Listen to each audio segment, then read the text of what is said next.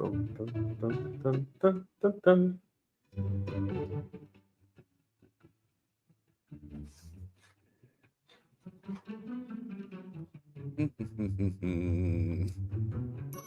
Hey, it's Moo Mamo, and I am your disembodied host, Troy Tholomew Beauregard, Huiticles Esquire the Third, Reverend Doctor, if you will, and I'm coming up for air. I've had a touch of the COVID.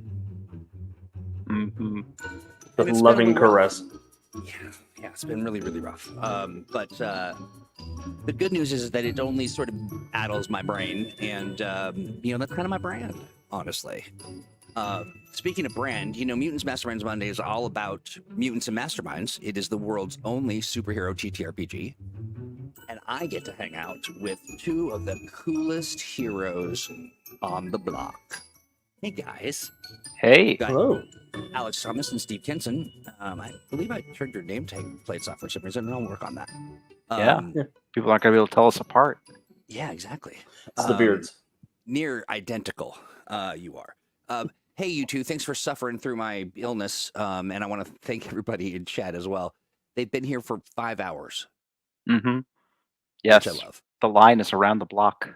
It really is. It really is. Well, the insiders know they want to get here early to get comfortable and get their favorite spot. Rebel Moose is here. Of course, Devious, whom you will hear from later in the program when we do our What's in the Tank. Mm-hmm. So stay tuned for that. You won't believe what happens. And then we've got... got... That sounds like a threat. It does a little bit. I'm trying to use that adversarial tone. It looks like Rebel Moose and Devious Hearts just kind of held the fort down for a couple hours. And then Jay Gray popped in. Yep. Good to see you, friend. Always glad to see you. Gene's here as well. Hi, Gene. RC says, happy Mumamo, my Moo Famo. I like that. I feel like that should be a Masana Matusa. Right. And what I like about Alex, about your, you've been working out and exposing yourself to radiation. Every once in a while, you kind of go supernova, and then you. It happens occasionally. Yeah, Gerald Scrimshire's here too. Good to see you. I'm making sure I'm not forgetting anybody. Yeah. Duke, good to see you, friend. I like that, Duke. Paul's here too. Squire's here. Wow, the whole gang is here. William Lang says, howdy, everyone. Says, hell, howdy. No, just howdy. Let's see. What else are we talking about here? Oh, Sean Holland. Good to see you. Thank you. I'm glad that you are glad that I'm feeling better. Because it would really suck if they're like, oh, you're feeling better? Damn. Right. Darn. SC Terran Marine is here as well. Who else do we got? And Mastermind Apook. Good to see you, friend. And the list goes on. Some Good Soup, Yes. Learn Music, Simon Wentworth, Friendly Neighborhood Chicken. I love the username Some Good Soup. Mm-hmm. Right. It's just soup. Yeah, it just feels really, I don't know what, hopeful. Like there's going to be some good soup in your future. And so, hi guys, we're doing vehicles in your M&M campaign. Yes, by request. By request. Do you know who did it? Who done it? Who done doed it? Devious. This is his suggestion. It's a good topic. Right? It's a great topic, and one that he has covered with some articles in the Think Tank, which everyone can go and read and be a part of by visiting atomicthinktank.com. Yes, he says, I done doed it. Or see, room, y'all. Well, Devious, right. we don't hit the, points you want to talk about. Make sure to nudge us in the right direction. Oh, don't you know he will? Thank you. Driving the conversation. Exactly. Driving it forward. That's right.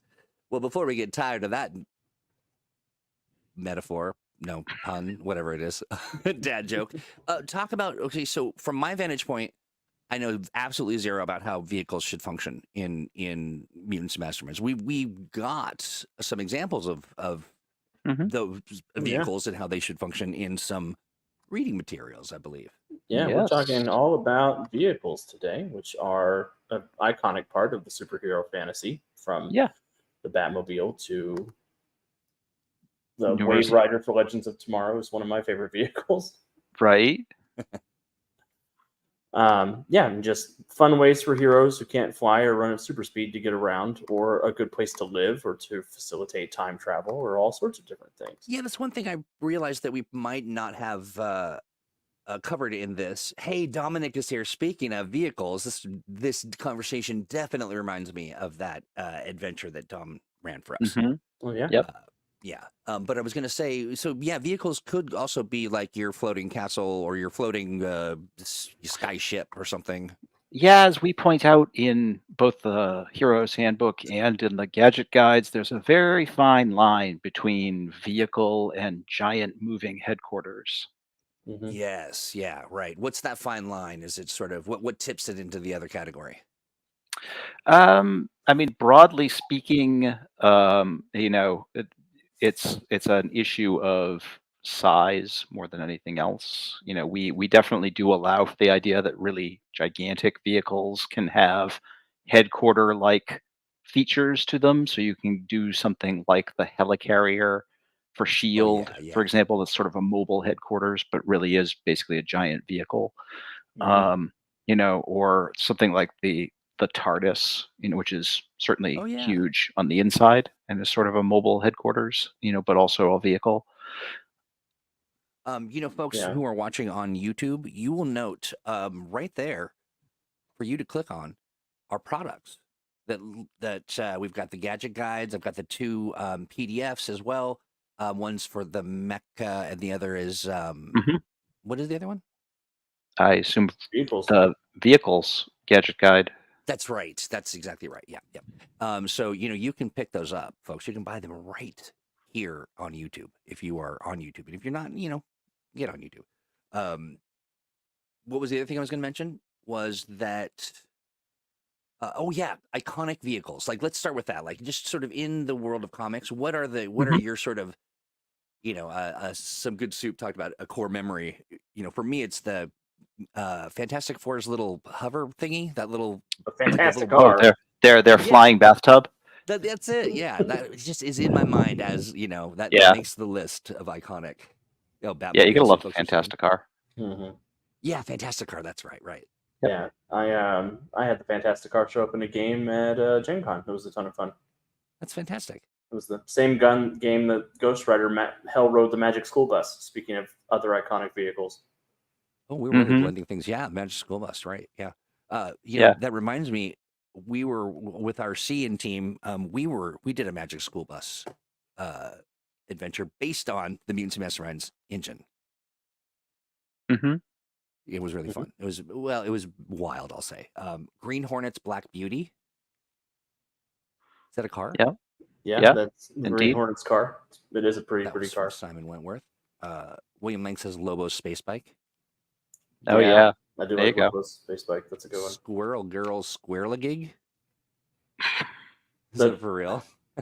Yeah. There's the Spidey buggy, Yep. Oh, yeah, the spider buggy. the Thanos copter. Yep. Home of The many Aquabats. memes. The Aquabats Battle Tram. I don't know what that is. I don't know that one. Yeah, I don't know that one. The Death Star, sure. The Bug Bite from Blue Beetle's Bug, I think, is awesome. Yeah, Blue Beetle's Bug is a classic vehicle, certainly. Oh, you know what? Sorry. Let me. Whoops. There was the T. Troy, for once your audio is a lot lower than everyone. Thank you, Raymond. Let me. Sam and Dean's Impala. That's a great one. Yeah. Bump it up a little bit. Tell me if it's all right. If I'm on par. Oh, the Avengers Quinjet. Yep. Bowman's Bow Cycle. Yep. Bowman has a bow unicycle. The Avengers Quinjet is pretty much the classic super team vehicle as far as that goes. Oh, Wonder Woman's invisible jet. Absolutely. Devious. Yeah. The Bug Blue Beetle's vehicle. Okay, sure. Yep. Yeah. Sam and Dean's the Impala. Mystery Machine. I do love the Mystery Machine. Oh, Mhm. yeah. Solid. Herbie the Love Bug. I feel obligated to mention Herbie the Love Bug. Right. Is TMNT the Ninja Turtle Ninja kids Turtles. have a shell van? Yep. Yeah. Huh. Yeah, and I think the helicarrier I think that's one of my favorite too, especially for headquarters vehicles. Mhm. I was just thinking when you mentioned the TARDIS, I was thinking that's probably one of the few vehicles that is an HQ that is not also a weapon. Mm-hmm. The way that most HQ vehicles that size Tend to be, having an armory or other smaller vehicles on board. Ecto 1, is that the Ghostbusters? That's the Ghostbusters. It is. Another iconic. That's great, Sean. It is. Yeah, and it is. Yeah, it's important for the genre that we're dealing with, and being able to adjudicate all the different things vehicles can do in M&M is a big design ask. It is. It is. Because they're a mode of transportation, they're a headquarters, they're a weapon in a lot of cases. So being able to handle all of those things. I mean, for some games, like a mech game, those are your player characters, are those vehicles. Right. More often than not. Yeah, as a player, then how do you go about designing your iconic vehicle? Like if you really feel like that's what you want to do or need to do, what's your first kind of thought? My first thought is during session 0, I ask, do you plan for any of your characters to have access to either an individual vehicle or a shared vehicle? And what role do you want vehicles to play in the game that we're going to be playing? If our story takes place in one city block area, sort of like a street level Hell's Kitchen, friendly neighborhood superhero kind of deal, our vehicle is going to be as important as if we're doing a cross-state road trip adventure. Yeah. Or is it necessary for the framework of what we're doing? Like the Wave Rider is for a time travel story where you have to have a time machine. Right. That machine is going to be a big star of the story. And that's sort of, once we figure that out, that's when we start getting into how all the rules for that are going to work. Yeah. And that's true that, oftentimes the concept of the campaign will dictate the role the vehicles are going to play in it. Some campaigns require a vehicle, or based around it. Others are more or less friendly to vehicles depending on their style. I love that. Yeah. Yeah. So, I mean, that was what I was thinking too, as well. Like, when in doubt, consult your GM before you As come always. riding in on a. As always. And make sure, ask the GM is, if vehicles aren't super important for the campaign that we're playing, do I need to spend points on having a vehicle? Or can I just say my character has one? Yeah.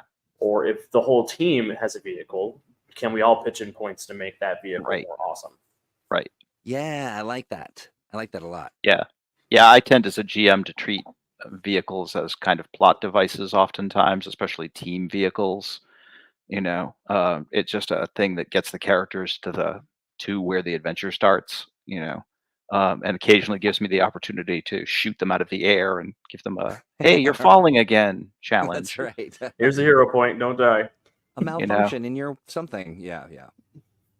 RC says in Mayhem Cast this season had the reveal of the Condor, our equivalent of the helicarrier. Our small ships are called vultures. I haven't stated it. I haven't started it up yet, but maybe I'll do a stream for that. That'd be great. Yeah, RC, drop a link to your stream, to your podcast as well. Masters of Mayhem, the oldest M&M podcast. Yes, indeed. That's right. Yeah, the only M&M podcast. No. Well, that's not true. I don't know. Yeah, in this timeline, perhaps. Rules suggestion: when everyone is supposed to have vehicles as a theme of the game, allow a certain budget of free points. Yeah, ask how important it's going to be, and be able to have a conversation with your players about how you're going to handle vehicles, because there's a few different ways you can do it. Yeah, you can. My preferred way, personally, is to treat vehicles as individual player characters that sort of operate the same way in vehicle combat. But if it's going to be vehicle versus hero, then things get sort of more into is this an effect of another player trying to do damage to their character? Do I make a vehicles check to make ranged attacks with it? Or do I have a gunnery skill? Just sort of getting into that whole conversation. Yeah. So Friendly Neighborhood Chicken asks this question, ruling question. Are vehicles and objects made with movable create intended to allow players to use them as if they are completely behind cover? Nope, you're fading out in the end there, Troy. You're still mobile? Of course, my internet goes out. I think that the answer to that is yes, but I didn't catch the very end of that. Sorry about that, guys. My internet's taking a doo-doo. Yeah, ruling question: are vehicles and objects made with movable crate intended to allow players to use them as if they are completely behind cover while you're still mobile? I think as long as they're completely enclosed in the vehicle, the answer is yes. Mhm. There you go. I hear Gravy Squatch interferes with internet speed when nearby. It's That's true. right. Yeah. Oh, that Yeah. explains a lot. Yeah.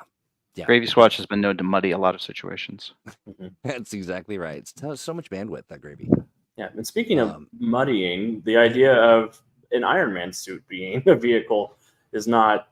That's where's the line between I'm a battle suit and I'm Yeah. flying a Well, robot? that's we talk a little bit about that with the mecha gadget guide as far as that goes, and a lot of that, in terms of vehicle versus device, sort of a thing, largely comes down to how affected the vehicle is by damage.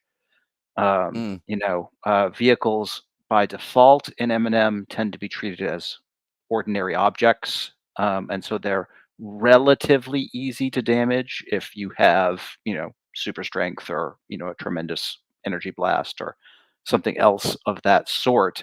It's not overly hard for you to take out a vehicle, but we do put some options in. The vehicle gadget guides about basically making vehicles more or less durable. So you can basically bump it up so vehicles tend to take damage more like characters do.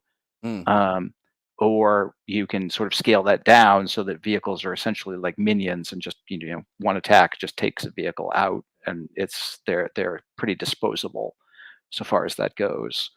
Generally speaking, battle suit characters, the suit tends to be a thing that gives them their powers, but damaging the suit tends to be more of a complication than Mhm. anything else. It's not usually a game effect of wearing a suit. Vehicles tend to be uh, more viable as sort of independent targets, and how easy they are to damage tends to vary. And I think that sort of boils down again to a common question people have with M&M: what is the difference between a device and equipment? Hmm. And designating which of your vehicles are devices as opposed to equipment. Like if something Yeah, is an off the rack motorcycle, it's probably okay if it's disposable. right. But So yes, what are roller something like the skates? Punisher's battle vans, probably a little less Hmm. What are roller skates? equipment. Yeah, that's what Yeah, I thought. There's a indeed. vehicle rule. Oh, sorry, Steve. Go ahead. Yeah, skateboards too. Oh yeah, that makes sense. What And about pogo surfboards? sticks. What about silver Also equipment. surfboards? Now, silver surfboards are a whole other thing. Those are devices. Gotcha. Mhm, mhm. Gotcha. Mastermind Apook says or asks a vehicle rules question. When designing your vehicle pilot, should you apply the attack/damage caps to the relevant skill for the vehicle's weapons? Generally speaking, yes. The issue you run into there is that vehicles may have different gunners using them, and you can run into the my one character is an incredibly super good gunner, and did they break the power level limit because they're really effective with this also super heavy weapon the vehicle has, and you kind of have to just take that into account in terms of the normal characters who are going to be using that vehicle's Mm-hmm. weapons. Yeah, especially if you've got if it's the helicarrier and the power level 3 person is firing the rank 10 missile launcher. Yeah, What is their bonus to hit? Is it -7? No, don't do that. right. Let's see. A lot of stuff. What about ghost vehicles? Depends on Like what you're defining it as. my first Yeah. thought was the Flying Dutchman, Right. the ghost ship. I mean, if What? it's vehicles that can become insubstantial, then they just have the insubstantial effect as far as that goes. And like most vehicle things, it affects whoever's in it, so they can, drive you through a solid object. Yeah, or if you're talking about a vehicle that a ghost uses, that's probably a player character Mm-hmm. I see. who's Okay. been possessed. Let's see. Oh, how many times would you have to pay for weapons on a ship if there are multiple turrets or whatever? I would chuck multi-attack on it and call it a day. Yeah, me Okay. too. Generally speaking. Easy peas. Oh, sure, the Flying Dutchman, Doc Boy. That's a great example of a ghost vehicle. Dom mentions, I had a Ghost Rider style ghost train for my character Deadline. Mm-hmm. What that? A whole Yeah. train. Nice. Yeah. I will say that for some characters like Ghost Rider, well, depends on the version of Ghost Rider you're talking about. The Ghost Rider who like summoned a motorcycle out of hellfire that he rode around, that I'm not even sure I would call that a vehicle. And it's more of just like a descriptor of him having the speed power that he just used to zip around and ride up walls and things like that. But it wasn't like a vehicle per se, because it could like get destroyed and he could just recreate it at will, and it was just kind of a cool special effect more than anything else. Yeah, You and know, don't be as- afraid to let your player characters make things like that for their characters. Yeah. If Yeah, it's if, tied like- into their concept that way. Likewise, a character who like rides like a phantom horse around, if it's just something they summon out of nowhere and they can ride around fast and just do stuff, but the horse can't be hurt by anything and it just disappears, that's really just a special effect. That's not even a summon effect. Right. Yeah. Can that special effect have kind of related sort of area of effect powers or something? Possibly. I mean, we talk about how you should give a certain amount of latitude to descriptors, and have them potentially have some game impact as long as it's not overly significant. Yeah, because you would think that the headless horseman's horse, is It's just a movement. little terrifying to look at. Yeah. Here's a question. Squire asks, for ghost vehicles, what about a vehicle that died? Could you ride the ghost of that vehicle? Maybe. The ghost of the ghost vehicle? Is that what he's asking? Assuming you're talking about the notion that material objects can die and create ghosts. Sure, why not? Yeah, this ties into the question I get asked once a week on our regular stream. Does it have a soul, Alex? Right. I don't know. Good, yeah. I didn't sign up to adjudicate that. Right. I didn't know that was in my game. Well, then you shouldn't have given my character the ability to sense if something had a soul. Yeah, that's my bad. That's my because fault. I'm going to do it every time I can. Every time it comes up, I'm like, I don't know, man. Probably. What does this become an existential question? Right. I love this. Ruling question: can you use a move object's manifestation itself as a sort of insubstantial vehicle? Energy talons is one of the examples. Sounds like it's insubstantial. Well, you can use move object to move things, and vehicles move things, so they can sort of serve similar functions. But we do point out, amongst other things, that you can't use move object to move yourself. So it wouldn't be overly useful in that regard. Yeah, you can just spend a point for an alternate effect flight with the same idea. Right. In the array. Our old pal Stan says that he had a Ghost Rider Deadman pastiche who summoned up a ghostly flaming unicycle. It was Toast Hider, right? Wasn't that Toast Hider, Stan?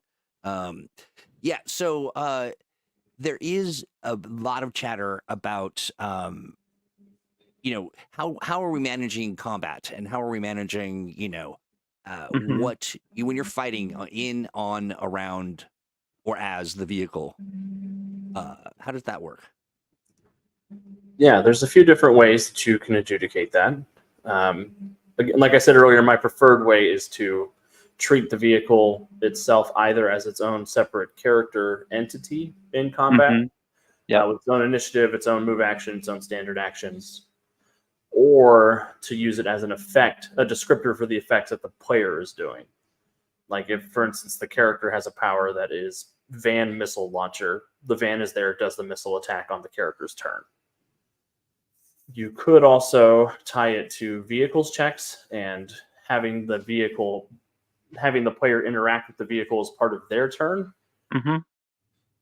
it's sort of on a situational basis for me, depending on how frequently vehicles show up in the game, or how they built their specific vehicle, whether through equipment points or through device points, or just based on the regular powers with the removable flaw, things like that. Yeah. Which I know sucks that that's not a decisive, like, this is the way to do it, but well, everything in M&M is very situational. Right. As there's really no one true way, it depends a lot on what it is you're trying to accomplish. It is one of my favorite things when the community comes in and they say, give me the one true way. And you guys are like, well, actually. There isn't one necessarily. I mean, it depends a lot on what the role of the vehicle in that combat is. Is the vehicle something that a character is using to enhance their combat capabilities? Is it all the characters, in a vehicle, in which case you might want to have more of a team approach to things where one character is the pilot and they are maneuvering the vehicle, one character is the gunner, one character is managing the vehicle's sensors and targeting, those kinds of things. One character is doing damage control or repairs. Yeah. And then you have more of a team approach to that vehicle in combat. But it depends a lot on, what the vehicle is doing there.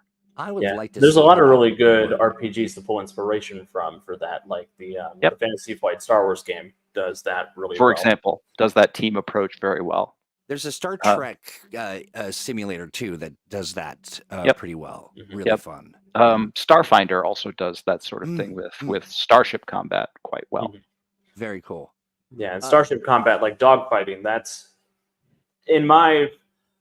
depending on if all the characters are in one ship or if they're all in individual ships, that's again where I sort of get into maybe the starfighter themselves should be its own character with its own attacks, movement, bruises, and all that fun stuff. But if they're all a team, does that one vehicle get 5 actions, or just sort of? There's a lot of preparation work that you have to do when you know that a dogfight is going to be showing up. Yeah. Well, let's talk about dogfight mechanics in general. Like, what's the chase mechanics and dogfight mechanics are. People are really excited about that. Yep. I think one thing to take into account. Well, chase mechanics we talk about as basically a challenge sequence. We provide a good example of that in Basic Heroes Handbook. And there are a couple of interesting and pretty decent chases coming up in the time travel trilogy, as a matter of fact. And I think it's largely of using that challenge sequence mechanic of a series of checks, proceeding towards building up the right number of degrees of success to indicate you've basically succeeded. You've caught your target, you've cornered them, whatever, you've succeeded in chasing them down, versus the degrees of failure that indicate they've gotten away. Or if the player characters, the ones being chased, reverse that. Essentially, they get enough successes, they get away. If they get enough failures, they get cornered. Yeah, I love challenge sequence as chase sequence. Yeah. I just think that's one of the most elegant ways to handle it. You can add some spice into it by just having some random complications that can come up, to add some additional, like, oh, you need to dodge this obstacle, or you can, make things more challenging by, deciding you're going to up the difficulty of the vehicle check in order to make it harder for the people pursuing you, which is, a trick characters who are really skilled can pull off. Those kinds of things. I think for dogfighting, it depends a lot on how you want to conceptualize it. Classically speaking, dogfights are essentially just chases with a big attack at the end. Because the way a dogfight works, at least the way it especially originally started, was with like World War I biplanes. And it was all about maneuvering and essentially to get yourself into a position for an attack. But once you got that attack, they were done. And it was largely true of more modern planes that have missiles and things like that, because once you got a missile lock on them, they're finished. Unless you were like letting them like outfly or dodge missiles. So you can think of dogfighting in a similar way, that it's just a contained kind of chase where both sides are maneuvering to see who can get themselves into that superior tactical position where they can finish the other one off. You can think of it like a whole series of attacks, but I find it's easier to just do it as like a long challenge sequence. And if you win, basically, you either decide you're going to finish them or you just cripple their ship and they're done. Yeah, and I Gotcha. think what I want you all to take away most from this discussion is that it's okay to mess with the scale. It's okay to pull things back away from the heroes if you want to run your dogfight like a combat encounter between different starfighters, or if you want to run it as a challenge sequence, or just looking at chase sequences as a chase sequence of the vehicle just gives the players involved in it more options. They can make vehicles checks, they can make technology checks, they can add things to the chase that are outside of like an acrobatics or an athletics or a movement check. Right. S.E. Terran Marine asks an interesting question. I have not seen this movie, but Big Mo is the battleship versus the alien battleships in the Battleship movie. I haven't seen the movie, so my cheeky answer to that is to pull out a Battleship game and play it with your friend. Right, because that's what the movie is simulating anyway. Yeah, my real answer is Mo is a character sheet and the alien battleship is a character sheet, and the characters are just inside it trying not to die. Got you. How would you make space for the heroes to influence what happens with the vehicle? That's the challenge? Yeah, basically the vehicle's physical stats are the vehicle's ability to move and fight, but its mental stats are tied to the characters. So if it does something mental, you roll the character's intellect, awareness, presence, whatever they're doing. Like if they want to do a feint, you can do a vehicular feint instead of an agile feint and make a vehicles check. Just make up your own advantage for that. That's dope. Very cool. Yeah, and that's just messing with scale. It's messing with where the camera is observing the action. If the action is centered inside the battleship, then go back down to the player scale and have them fend off the boarding party that's come on board the ship while the battle is going on as a set piece around them. And you can give environmental actions to what's happening as the ships are exchanging blows. Or you can sort of do it both ways and have whatever players are on the bridge are handling the big scale vehicle stuff, and whatever characters are doing the boarding party stuff are doing the boarding party action. But it's all the same initiative, and be willing to bounce around. I dig it. This is a funny question, actually. The idea that once all the lions are put together, that changes the mechanics of the whole deal. I can just see there being a fight for who's in charge. It's the right leg. It's the left arm. It's the head. It's the I'm torso. And then you get back into the big battleship situation. Yeah. Where everybody is taking a turn to help the overall success of the vehicle. And as like ST Terra Marines, naval combat and starship combat are very similar in that regard. In that the bigger the vehicle gets, the more likely you are going to have scenes dealing with the vehicle itself and scenes dealing with the interior of the vehicle. Yeah. Gotcha. I tend to agree. John Pologic says, rule of thumb, if the character's vehicle either is intrinsic to the concept by the vehicle as a device, the Mach 5 for a speed racer, the Fast and Furious cars, etc., otherwise use equipment or even wealth points to buy the vehicle. Sure. Yeah, fairly good guideline. Mastermind who mentions Star Wars Saga doing great dogfights. Also has a good dogfighting system. Now, lots of good sci-fi games. If you like a science fiction game, there's a lot of things you could bring over into vehicle combat for other RPGs.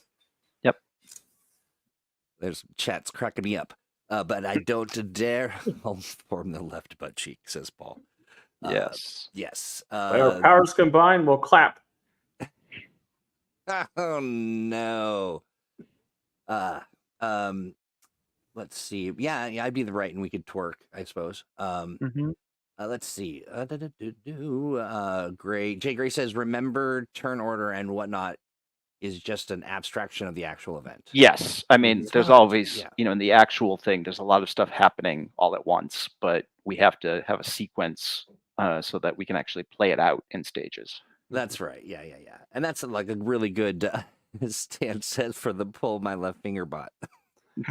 Some good soup. Linguini is actually Remy's battle suit, and in this essay, I will. Friendly Urchin says, I don't know if I should ask an unrelated ruling question here. Is that all right? That's Yeah, what we're here why don't for. you wait until ask it right at 3:01. That's when we'll take that ruling question. I'm just kidding. Absolutely. We're freewheeling here. And now, have we covered the chase? Are we freewheeling here? We're free. We are. We're windmilling here. Have we talked enough about the sort of chase mechanic? Is it something we want to? I mean, if folks have other particular questions about chase mechanics, we're happy to talk about it. I think, like I said, everything else as far as chase mechanics is just sort of variations on the theme, and you can throw in little micro challenges in there that keep the chase mechanic from just being, all right, you roll vehicles and then they roll vehicles and then you roll vehicles and they roll vehicles. In order to add some flavor to it, by providing challenges from the terrain or other sorts of, like problems where the vehicle develops a system problem and another character has to use their technology skill to jerry rig it and keep it working. Those kinds of things, you can, keep it interesting and a little more varied. I don't know what's happening in my home, but it sounds like either a large bee is trying to get in, or they're, I don't know what, waxing all the floors upstairs. Yes. So pardon me if you hear that. I was going to say, somebody is cutting the grass out here. Maybe it's my microphone picking it up. Oh, could be. No, it could be our powers combined. Yeah, they're across the yard. They're across the street, but it is. I think it's me. Riding mower. Yeah. Kind of popped my ear, my headphone off for just a second. I kind of heard it. But anyway, it might be both of us. Let's see. Is it a haunting? I think it is. That's exactly Could be. Could be. RC asked about exorcism rules. I'm pretty sure those are in the Supernatural Handbook. Yes. Gene also asked about when the vehicle is evil. How do you I think didn't we make an evil character that was a vehicle, like a bus or something? If I remember, that sounds like something we would do. An angry bus. It's a magic school bus that's been pushed too far. I think it was a guy that just had enough, and he had the power to communicate with vehicles, and then I guess just took it to the next level. Became a public transit bus or something. Yeah. So would you handle the vehicle as evil, antagonist? That's a character. Yeah, possibly. Yeah. Somebody, Devious points out Christine by Stephen King. Yes. The perfect comic car who hates people. Yeah, I kept thinking it was Carrie. I was like, that's not it. She also hates people, but for good reasons. That's right. Yeah. Well, yeah. Then they deserve it, honestly. Yeah. Friendly Neighborhood Chicken asks, can a character be a vehicle? Definitely. Sure. We have construct rules, and constructs could potentially be in the shape of vehicles. If you guys could be a vehicle, which vehicle would you be? That's a good question. That has big, would you still love me if I was a worm energy, Troy? Right. That does. It does. I'd probably be an excavator. An excavator? Yeah. Have a long neck. There's something. Yeah, there's something. Right. Runs deep there. Like. Is that its neck or its arm? Or its torso? Right. That depends on how anthropomorphic we're getting here. Is the scoop its mouth or its hand? Head. Oh, it could be its mouth. Yeah. Okay, this is distressing. Right on brand. Yeah. How about you, Steve? See, I gotta go with the like little kid in me says I'd want to be a car, because that's just the thing, I think I'd be a helicopter. I could see that. Like you are a helicopter, Troy. Yeah, right. Like how am I flying? That really is unclear. The science is murky. Hey, David Bodie. David Bodie says Mach 5 Transformer Kit Airwolf Star Trek Starship. Too many choices. See, David, you're just naming random vehicles. Yeah, I think he's naming vehicles who are characters also. Oh, yeah. Well, certainly important to their stories. Yeah. Claude Well, said I was because going to say Scooter. Kit's alive, right? Yeah. Yeah. Well, Does it have a sort of soul? sen- There's a sentient, AI right? I don't robot. know. You have to ask, Jonesy's character if Kit has a soul, but Right. Oh, Commando Solo wants to be a Star Destroyer. Oh, it should have been a fake vehicle. right. Oh yeah, I didn't think about that. I'm going to be a Dyson sphere. All of you get in me. William Lang, isn't Turbo Teen the one where he's like a wear car? Yeah. Why do I remember this? What's that What an from? insane concept. Right. Yeah, what a yeah, that's got a bad On the mouthfeel. full moon, I become a 1998 Ford honk, honk. Toyota. Right. Claude said I was gonna say Scooter, and I said, "You Scooter, you brought her." That's me cutting his joke in half. Yep. Get in me. Yes. Yeah, I that's say. the awkward transformer moment. Yeah, exactly. That is awkward. That really is. You know, Right. What do you mean if he gets cold, he turns into a car? Why? If he gets cold, Yeah. just cold. That's Hold it. on. Yeah. No, that's. It's cartoon logic. I've watched so many of the Batwheels cartoon. I don't know what that is. I'm a werewolf, but only it's 58 degrees. Yep. That's all right. I just get cranky about the temperature, and then I turn into a car. I want to be a particle accelerator. So some good soup. Pour ice cream on him, and he turns into a car. Yep. Well, So yeah, I mean, for as many ice villains that we've got running around in our world, in keeping with our theme, I think that this is where we can say it has gone off the rails. Yeah, that's right. That's right. It always happens at some point. This one took a minute longer. A train is an interesting question. If that's a vehicle or a setting. Trains are vehicles. Yeah, but you can't. It goes forward or backwards. Well, sure, they've got a weird limitation on their movement, but yeah. Interesting. Guess you can put a gun on a train. Let's see. Batwheels is basically what if Lightning McQueen was a Batmobile? Oh, Batmobile. I see. Okay, it's there. I get you. I feel it. He doesn't have snow tires. My only weakness: frictionless roads. That is, yeah, exactly. When he gets, RC says, oddly enough, when it gets over 85 degrees, he turns into a DeLorean. It's 88 degrees. That's right. That's exactly.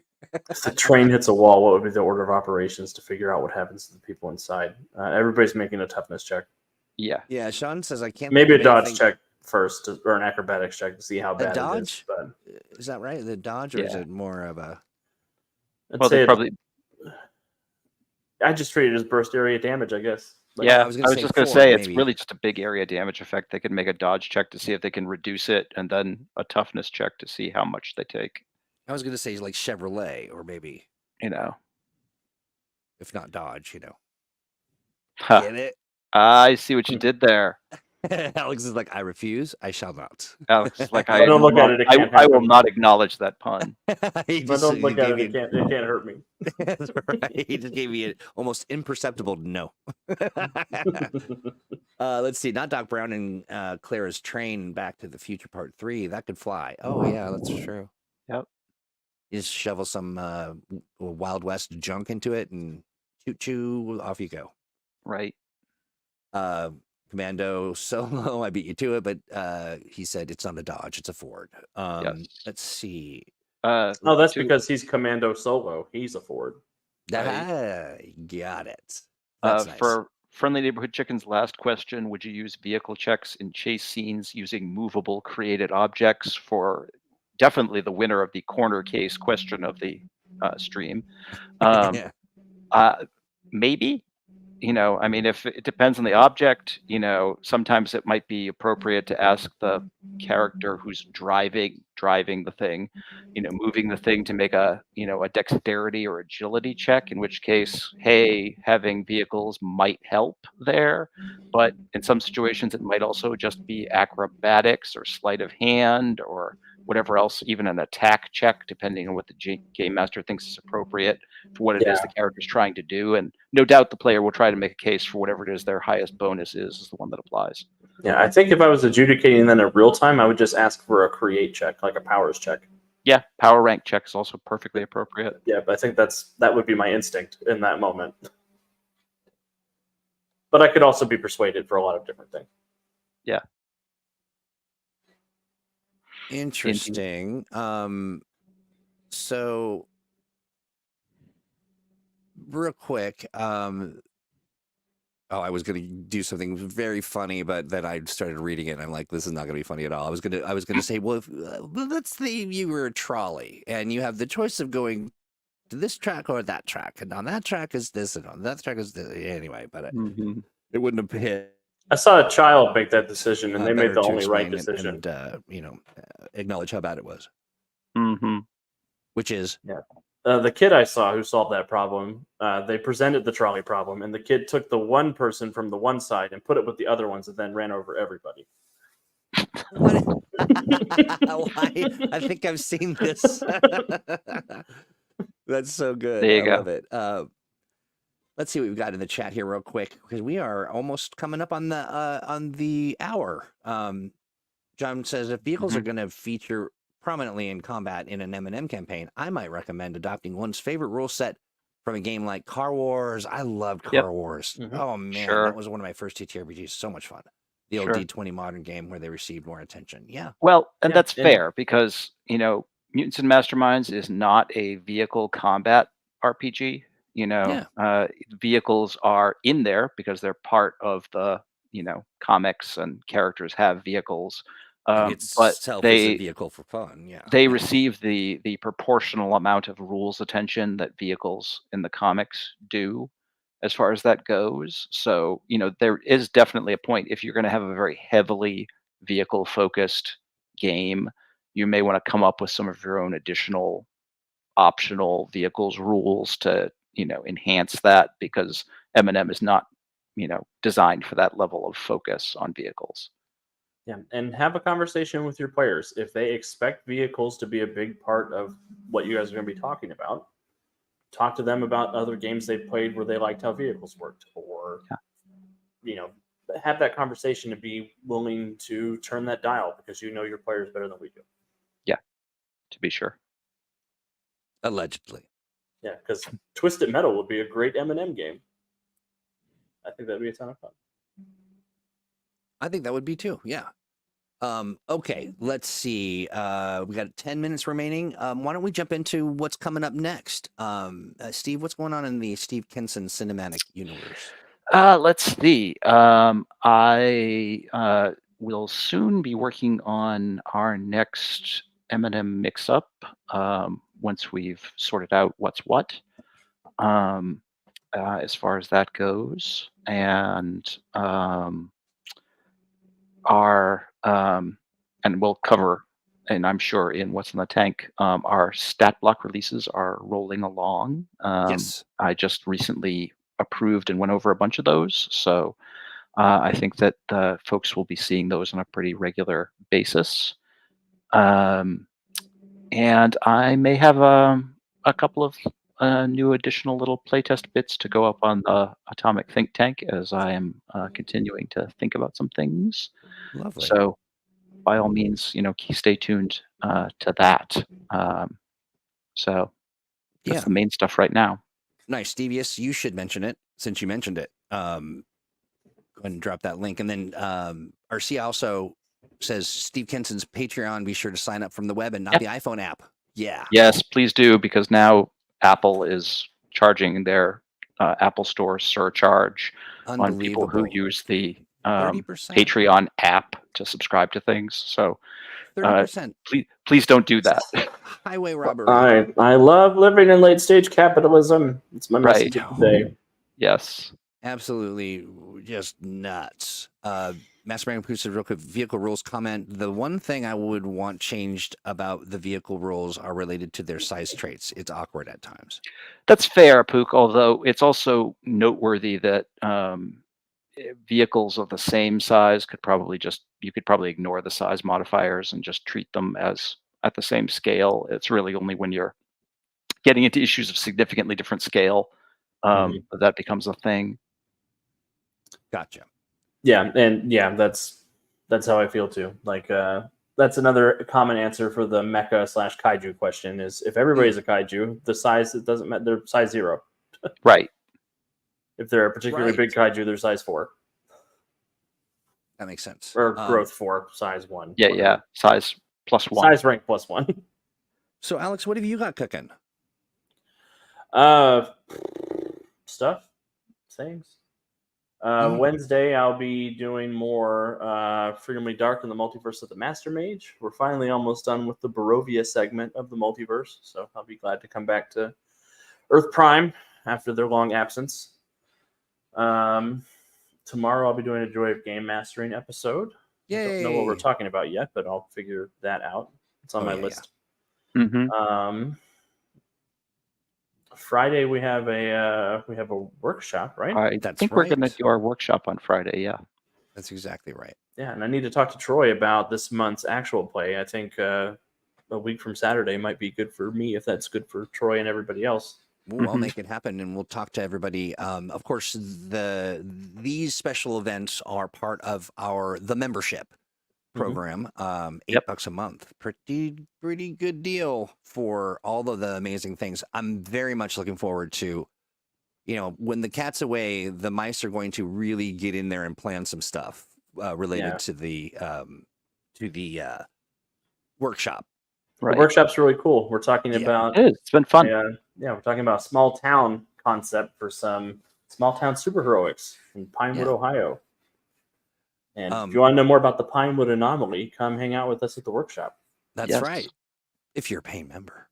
I wonder if we allow folks to come in and sample maybe they can read some of the cool stuff we're talking about. Oh, very cool stuff. And you are in for a treat because they have been hard at work. They have been inspired since the moment we stopped the last workshop, and they have not stopped workshopping. So very exciting stuff. The workshops definitely rock. Hey, real quick before I let these gentlemen go, I want to say thank you to everybody who's been so patient as I convalesce. COVID is one of those things where it's sort of like you wake up and you're like, oh my gosh, I feel like maybe I'm not. No, it's just about an hour before the show, or 2 hours before the show, as I was kind of getting things ready, I literally fell asleep in my chair, like some kind of nodding off grandpa. And I woke up like feeling like, why do I have this pain ripping through my body? Oh, just my body like contorted trying to lay down in a chair. Anyway, I do appreciate you all. Thank you for the kind thoughts. I'm on the mend for sure. As I was saying, I feel a little more addled, but that is my brand. So very excited about more of that. And I'm sure you are as well. Hopefully I can get the ruling question in at 301. I'm sorry. I was being funny, friendly neighborhood chicken, and I realized it might not have hit. Ask your question now. We'll give you a little bonus. Yeah, I can hang out and answer the question if it's still 5. We have 5 minutes till the end of the show. So if it's more than 5 minutes, thank you, Duke. Thank you, everybody. That was very thoughtful. But go ahead, friendly neighborhood chicken. And then also don't go anywhere, chat, because here in just 5 or 4 minutes, we're going to be rolling into what's in the tank, which is fun little. I should note while we're getting our question that our friends over at Misfit Studios also have some great third-party M&M vehicle and they've dropped links already in the chat. Base stuff, good stuff. Am I making that up, or is that in Better Mousetrap, or do they have their own another separate vehicle book? I think it is primarily in Better Mousetrap, as I remember it. All right, Friendly Neighborhood Chicken says, ruling question. Page 251 says you can perform one or more free actions while taking another action. Yes. And reactions as an action. Does this mean you can use fast grab as part of a reaction attack? Potentially. Yeah. As if you have an unarmed attack as a reaction or a free action, then yeah, possibly. Yeah, I would allow it. There you go, Friendly Neighborhood Chicken. The Valiant Adventures role-playing game will help answer that a little bit more, I think, since we have more reactions codified. Yes. Valiant codifies reactions very differently from M&M3. Yes. So Nice. You know, and when in doubt, chicken, wing it. That was a chicken joke. Yep, that little chicken joke. chicken, no, it does not mean you can generally use free actions as part of reactions. Free actions generally have to happen on your turn. Reactions don't. Yeah, Nice. but I think fast grab is a specific example because it is a free action triggered by another action. Yes. Such a breast with jokes. Wait, what? Get out of here. Go take your medicine. That's what yeah, so great. Jay Gray says Troy is such a breast with jokes. Is he calling me a boob? Potentially. Gentlemen, thank you so much. What a great conversation. I want to thank Devious for adding this topic to the roster. Yes, and you know, you're gonna get your hero point, and it'll come in the mail. And when you get it, you know, you can do a lot of things with it. Really, pretty much anything. But you got to spend it. Don't keep it. There's no prize for having the most at the end. That's right. Yep. That's right. You just get a pile of unused hero points. Gentlemen. There's nothing sadder in this world. That's right. Yeah. Yeah. Because nobody else can use them. They can't pass them down. They're not heirlooms. Mm-hmm. Love it. All right, guys. Thank you again. We are going to take a quick break. Excuse me, while I clear my throat on mic because I'm a pro. And let these gentlemen run away. Now you're going to see a video, and it's going to say July, but all the things apply. Imagine that I've not spiritually entered August yet, so I'm still holding out in July. I'll catch up in a minute. But all right, guys, have a great rest of your day. Chat, stick around. We'll be back with what's in the tank.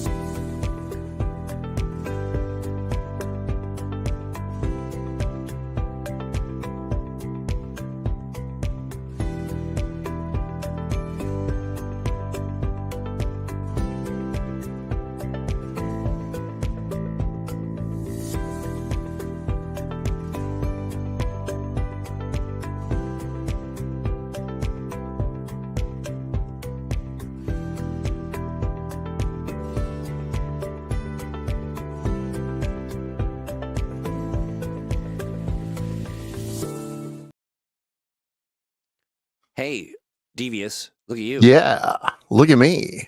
How's it going? Oh, wow. Look at that. That's wow. Whoa. Nope, that's not what I wanted. We're going to edit that and change it just a bit.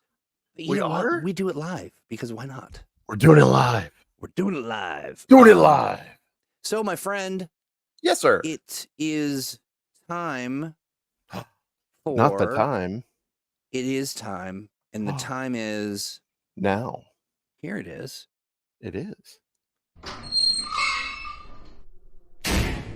So, come on, Mr. Super Spy. Is that playing? It's playing. Oh, you can hear it? I heard it. Oh, I could not. Oh. President Reagan will not. Oh, no. Started from the beginning. Started. I thought I did. I can't hear it. So I don't know what's going on. It's in the middle now. Easy. It's all right. It's okay, my friend. We'll do it. What's weird about it is why am I not hearing it? Because if I don't hear it, then how do I know anybody's going to hear it? Let me do this. Why is it not? Hold, please. Hold, please. I do want to know why I can't hear it. Oh, wait. I've got something perfect for this. Yeah. There we go. What is it?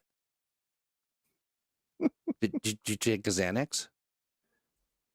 Well, I changed it to my please stand by.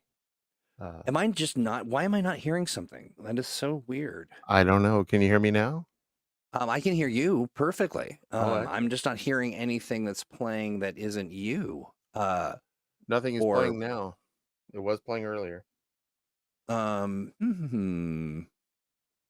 Well, that is delightful. Let me give this. I'm worried that it's going to. Here, let's do this. Is it playing right now? No, it's not playing right now, right? No. Okay. Yeah, I mean, I don't know what to tell you. We're having a live glitch. This is what's in the tank, y'all. Hi. What's in the tank? That's right.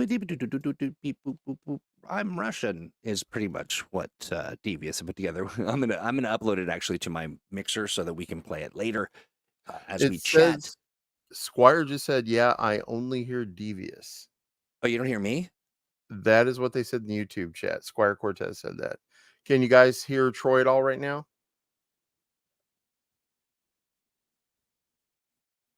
Can you hear me? Hello. Yeah, Gray Matter says I hear you both. Okay. Wait. No, stop. No, stop. Troy is is heard. Okay, good. But you didn't hear the music, right?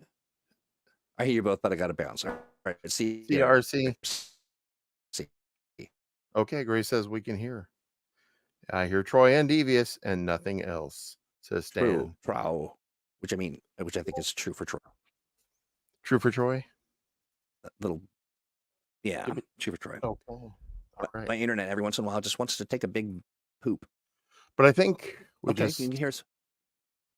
We're good. We're on top of it. I think I've already, we've got it figured out. Let's talk about what's in the tank, Devious. You've got a new look here, and it's mighty handsome. Why, thank you, sir. I like it a lot. Just thought it might be more appealing than trying to imagine, what I'm like. And this is my true form. I like it. Yeah. So hi, guys. It looks good. Thank you. Thank you. Yeah.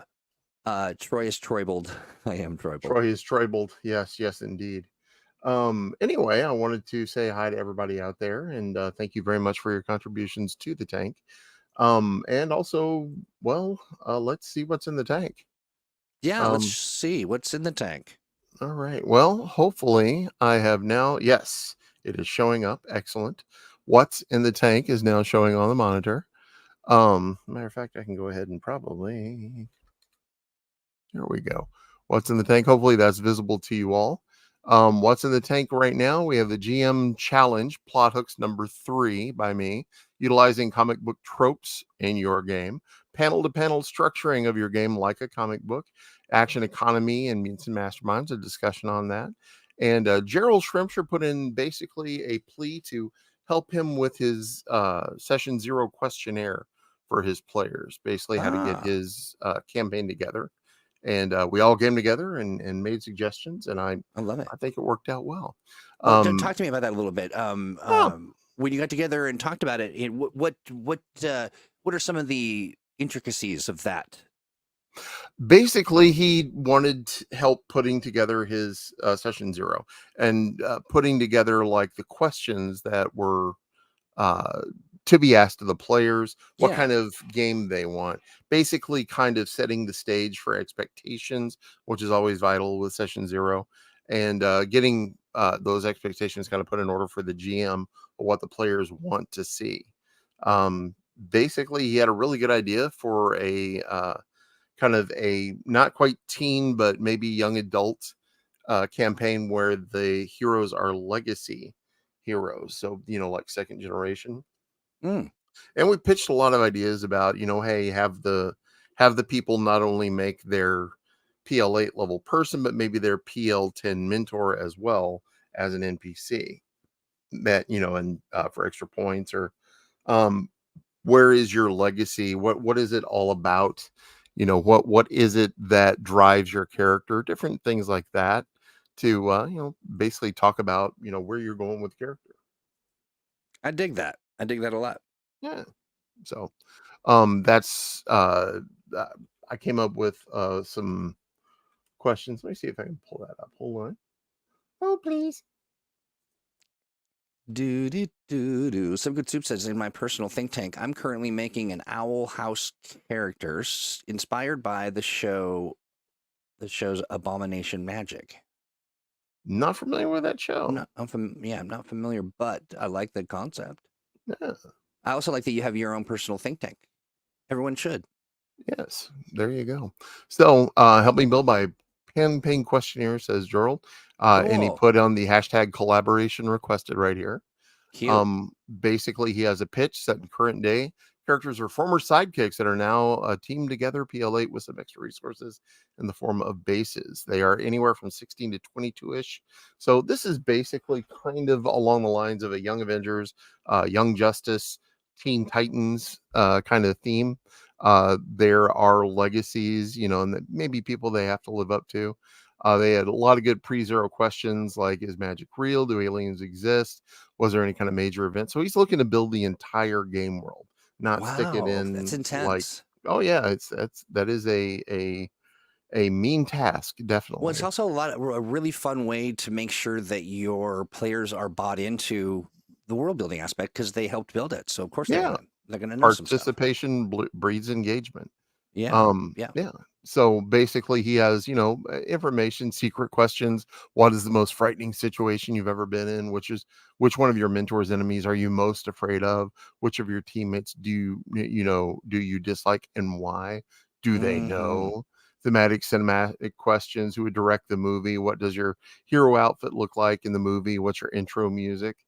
This And is really great. oh I yeah, like and it. a lot of us came together and made some suggestions. So Like what were here, some of your suggestions? Like was it to sort of expand on the idea, or was it like filling out maybe a missing like an area where there was a delta of data or detail?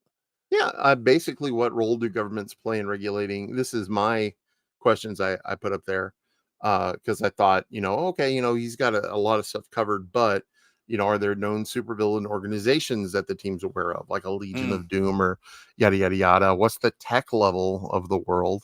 Are there advanced tech corporations or alien tech influencing the world? yeah, And what's the general state of the world? Is it a time of peace, economic prosperity, time of yeah. war, chaos, slash? He had homework questions for individual characters, so I thought of some other ones. What is your character's greatest fear and stuff like that? How does your character feel about being on a team? What motivates your Ah, character to be a hero? yeah. Things like that. Session zero questions. Which one of you struggles with following orders and why? Which one of you wants to step into the leadership role and why?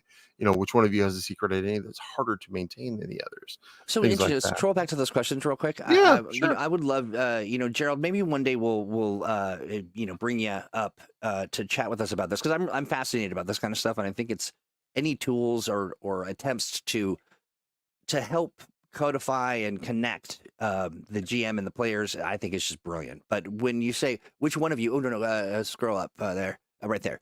So when you say which one of you, how is that? Is that a group discussion? Or are you answering that question as part of the are you filling that Well, out? it's a session zero question. So that means that you're in session in zero Yeah, yeah. session zero with people. So it's kind of like a group discussions for them to work out team I dynamics. like it. So this kind of preps you to answer that question when it Yeah. comes up in the session There, zero. I like there it. are homework questions which were above it, which were basically, hey, you guys think about this when we get together. We'll handle these other questions so that we can Hmm. talk amongst each other. And oh, okay, well, you want to be a leader. My character wants to be a leader too. Maybe we butt heads about that. Things like that. Yeah, one of the things too that I think might benefit a player would. Okay, so yeah, so Gerald says ideally a player would claim one of those questions. I love Yeah. group process and group, sort of dynamic and facilitation and all of that. One of the things that I might do is put a little session zero question expectation. Like, pick one that you think applies to you and we'll talk about it. Session zero. Like each one of the headers underneath that having just a really brief sentence that says, this is what you're doing with this. Yeah, and Paul Rua brings up, I really like the idea of mentors vanish, leaving the heirs to the legacy to pick up the mantle. I think one of the things that I see a lot in superhero worlds is they build maybe too many supers, or they leave too many current supers at work, not leaving enough for the players to do. The players Yeah. aren't special enough. But in a legacy situation where, hey, those guys are not around anymore, or why did the Freedom League vanish, or what happened to the Sentinels, Yeah. it not only kind of sends you in for a mystery to discover what happened, but it makes you the main character now. I love that. Yeah, yeah. And this is actually to that point, Paul mentions for mine, it should be a group question. Leaders are better when the group chooses them rather than allowing people to nominate themselves. I think so too. And Yeah. I think it's like that first step towards the role play dynamic, and and that blending into the secret question, like who's the leader, but who's drives you nuts? It could be the leader, Yeah. like that kind of a. But I'm with you on that. That's great. And yeah, I mean, Gerald, having the player claim one of those, feel like, hey, I kind of want to do this. What I think is really cool too is the GM has an opportunity to facilitate a leadership role or a role that's different than what that person might own in their day to day. Like maybe they're not someone who steps up and is a leader, but maybe in this moment they want to do that, and that's that's a really fun way for people to kind of explore different facets of their own personalities. Right. It might also be a good idea to take a secret vote by, secret ballot. Who do you think is the leader of the group? And that would be interesting to go over the answers. Yeah, Like, I don't want to be leader. Why do you all think me? What's oftentimes going on? that's the case, right? Yeah. The reluctant leader. Yeah, that's a trope. That's a thing. That's a trope. Absolutely. Absolutely. Let's see. Yeah, that's great. Okay, thank you for. What's the thematic cinematic questions? What does your hero base look like? How is it unique? If your hero had a signature move, what it would be called? How does your hero's style of fighting or movement reflect their personality, or what is the tone of your hero story? It's very immersive, more like painting the picture of your character and their background. What would your character's signature move be, Devious? Who, mine? Yeah. Oh, mine. I think mine would probably be the stern talking to. That's my best maneuver, definitely. Exactly. I'm going to very stern, but hear that, or I'm going to give you such a pinch. One of the two. So love it. Definitely one of those. But that's great stuff. Well, okay, so the reason I love that we're showing this is that it really gives you a good sense of this is the kind of stuff that's happening. Like that's just amazing. Hey, Doc, you're back. I'm glad that the thunderstorm did not kill you. Yeah. Yes, that too. I'm glad you weren't struck. We're glad you're alive, Doc. You're trying to kill me, funny man. Yes, we are glad that you're alive. Yes. Yeah. Let's see. Reginald Hargreaves would be the worst mentor and father, period. Just ask the Umbrella Academy. Oh, yeah. That's why he's great. Having one of the things, the tropes that we were talking about in the workshop, they were talking about is the concept of the unreliable adult. Yes. Basically, one way or the other. Yeah. If you have kids in your game, or young people who look to other people, a lot of times going to somebody might be their first reflex. Well, let's tell the adults, but that's not really something that is based around an adventure. They have to be the ones to drive the adventure forward. They can't just go to the let's have an adult rescue us from the situation. They have to be in trouble. They have to basically pick up the sword and shield themselves and be their own hero, because the adult thing pulling their weight. That's right. What it is that rite of passage is not one that we talk about a lot until we're adults and we go, you know what? I just realized that nobody knows what the hell they're doing. Oh, absolutely. We're all kind of making it up as we go along, and that is a great sort of understanding that it's now about you. There is nobody to consult. There's nobody to to kind of save the day, unless there is somewhere. This comes to you. That's right. It's your turn. That's right. Paul says, seriously, the quality of material in the think tank is ridiculous. It is ridiculous. It is absolutely. The articles, the write-ups, the conversations in chat. It is Mutants Masterminds is really fired up. The community is there, and we're building the other pieces of that too. So we're talking about the other aspects of the think tank that we'll cover on Thursday. But wow, Mutants Masterminds setting the tone. Oh yeah, some good soup. My pyrokinetic signature move is a big beam because she's canonically a Dragon Ball fan. One of her goals is defeating a strong threat like Omega with a Kamehameha. Kamehameha, hey mama. Hey mama. Hey mama. Yeah. Hey mama. What's up? Anyway. Kamehameha. Oh yeah. Kamehameha. Yes, you do, David Bodie. You definitely do. It's great stuff. And here's the other thing that's really great about it is that it's all evergreen. Like it's not, there's not a season where these things will go bad or stale. Great conversations, great interactions, and and I say if you get in there and you haven't read something and you like it, you necro that sucker up and make a reply so that the author sees and knows that you love it. And absolutely, I mean, people, thrive off of feedback, but also, I mean, if you're in the tank and you're thinking to yourself, I don't see an article on this. Well, what you can do is prompt an article. You can get in there and just like Gerald Schrumsher is like, you know what? I think I would like to flesh out this campaign questionnaire. Hey guys, let's talk about this. Start up the subject. Get feedback going, and before you know it, you've collaborated with people and they've helped build, what you want to see. Be the change you want to see and ask for help on the change you want to see. Kamehameha. Kamehomamahama. Oh, there you go. Kamehameha. Hey, yeah. My apologies to my apologies to all people of Hawaii. Hawaiian descent. I am terribly sorry for my ineptness when it comes to apologize for my colonizer ignorance. Yes, exactly. But I do want to say that at the when all things considered, many people who find themselves on the crossroads of in the tank, getting engaged in conversation, interrogating ideas and all that stuff, you are just as well suited as anybody on Beyonce's internet to write an article about that. Your take on it, your thoughts on it, or to interrogate a particular trope or a notion or something that is really bugged you or whatever it might be. Get in there and do it. Absolutely. Are you in the tank? If not, why not? Get in the tank. Get in the tank. Get in the tank. It's the tank. You're soaking in it. Some good says an article idea on how to make horde wave-based combat interesting and fun. Okay, because even though I can't DM my mind, I've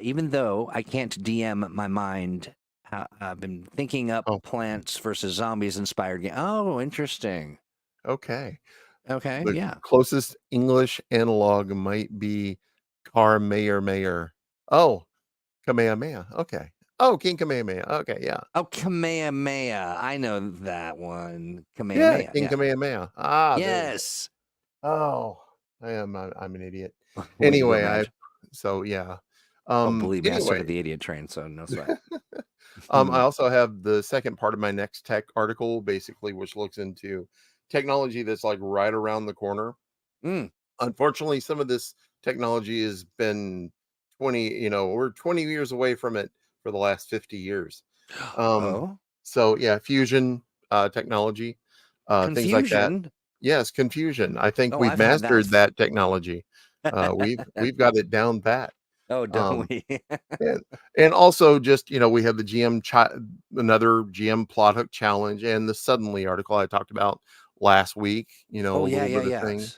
little bit of meta game things you can do to set your players. But wait one second, take a look at this. Aegis files. Look at that. All new entries. And my gosh. Paul Rua cheated himself because there are multiple characters in the Kilimanjaro Foundation thing that he put in. He could have made each one of an individual, but no, that's fine. He put it all in one. It's in a nice condensed area. That's great. But Paul, it's okay. You can break them down. You can, space them out. You could do an article, and then in the article in the Freedom City Library, you can link to each one of the characters if you want to write it that way. Oh, sure. Why not? Yeah. When I write an article, I write actually 1-sentence articles. And then that's like, 300 sentences is pretty much my max. Shame. Anyway, but Chris Davies and Steinbrewer came in and just knocked out a lot of them. But Paul Rua, he did some great ones. And so far we have 3 entries for the Super Ride contest. The Gerald Scrimshire is asking, has the winner been selected? No, it Super won't Ride be Challenge? selected until next Sunday. Next That leaves you Sunday. more time, the 23rd at 6 p.m. Central Standard Time. Let's take a look. Since we're already there, with only 3 amazing entries so far, are your engines revving? The Atomic Think Tank's Pimp My Super Ride, where we invite you to create the ultimate vehicle stat blocks for the Aegis Files, where a vehicle-centric article submission in the Freedom City Library for Mutants and Masterminds is on. That's right. How do you incorporate vehicles into your game? How do you stage thrilling chase scenes or adjudicate vehicle combat? Have you a unique build that you made? Don't leave it up on the blocks. Get her out and get on the I like starting that. line. Nice. Winner we are taking again. that metaphor. Absolutely. All the way. I'm going to beat that metaphor like a redheaded step monkey. Anyway. Okay. The winner is going to be chosen at random, once we have all the people As we do. together, as we do, for the prestigious Green Ronini Award and PDF, because the prestigious Green Ronini Award and the PDF of your choice from the Green Ronin store. And of course, the most important reward, the virtual open mouth croissant. kiss. No, well, that's from you. Yeah. They get a virtual croissant from me. Oh, that's right. So there you go, a virtual croissant. So you need to have the hashtag super ride in your entry. It's got to be a vehicle if it's Aegis Files, or it's got to be about vehicles if it's going to be for Freedom City Library, and it has to be submitted by August 25th, 2024 at 6 p.m. Central Standard Time in America. My apologies. 2024, y'all. Paul Rua, Jason Cocker, I know you're in Australia, but yeah, that's the time frame. And there is kind of a suggested template for how to put it in there, just how to make sure it's readable. Oh yeah. Use the templates for sure. Absolutely. Yeah. And plus, you'll be working on your ultimate, your template hygiene as you start to create more aggressively will be improved by following along. Yeah. But I did features on 2 of my articles because there was only one other thing in there, and I did feature Gerald's in there as well. But nice. one on utilizing comic book tropes in the game, and panel to panel structuring your game like a comic book, and how to do that. But also, I wanted to bring attention. I just did put in 2 articles. One on vehicle design, creating epic vehicles in Mutants Masterminds, kind of a guide. Not so much like you can buy this or that, more along the lines of like, this is what to keep in mind. These are different ways you can integrate vehicles into the story, and practical tips for game masters, what to do, how to get them incorporated. Another thing I did was vehicles in comics history. The Batmobile, Avengers Quinjet, Blackbird, Wonder Woman's invisible jet, they're all in here. And I mean, I've even got some obscure ones closer to the bottom. Spider-Mobile. What was the Spider-Mobile? Oh my God, it was a dune buggy. Oh, it was awesome. Out. Yeah, well, I mean, Marvel wanted to make toys because that's how they sold them. That's also exactly why they right. had that Thanos copter. Oh, I did. Oh, you know what? I forgot the Thanos copter. Darn it. I see it. It is a dune buggy. Oh yes, and the Wonder Wagon the Teen Titans, basically, it's a van. Redbird, Robin's car. The Supermobile was great because one time Superman's powers were taken from him, so he had to use Kryptonian technology to make the Supermobile again because toys.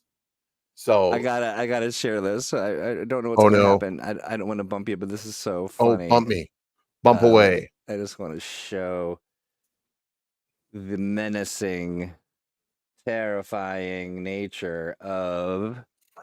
Please hold while I bring you something terrible. Helicopter. Oh yes, that is definitely high level technology there. And he's waving. Yes, because you know how friendly Thanos is. Oh yeah. I'm going to kill half of you. Hey, gonna kill half of you. Intense too. It's gonna suck to be half of you. That looks the other half much. Is fine, but one half of you. Can't really tell you who. And I'm sure. Part clouds onto Cat or what's her name? That's not Catwoman, is it? It could be. Is it Catwoman or is it? Yeah, I can't remember. Anyway, Love it. Oh, There you the go. spoiler from the old electric company. I loved that show when I was a Oh, kid. yes. 1, 2, 3, 4. The 5. electric company. Yeah, good stuff. Well, my friend, it Yes. feels like we have done the. So, Mr. Super Spy, your President Reagan will not help you now. You are a prisoner of the United Soviet Socialist Republic, and you will answer our questions. Tell us, what's in the tank?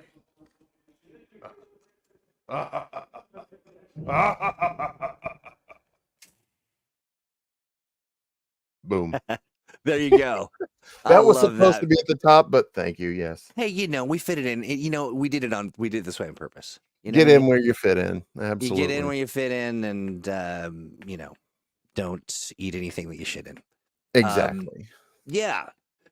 Hey, Don't go what? into the water until 30 minutes after you've eaten, Don't pull on Superman's cape.